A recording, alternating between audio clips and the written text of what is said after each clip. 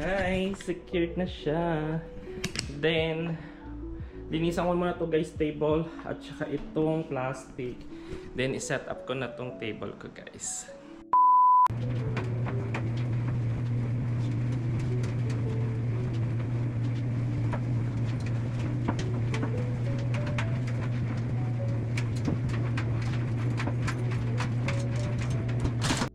Guys, tapos ko nang i-set up pero change plan guys. Instead na dito ko guys ilagay sa table yung air fryer, nilagay ko na lang dito yung initan ng tubig, yung mga utensils, ayan guys. And medyo mas lumaki pa siya kasi nga nilagay kong itong pag-extend ng table.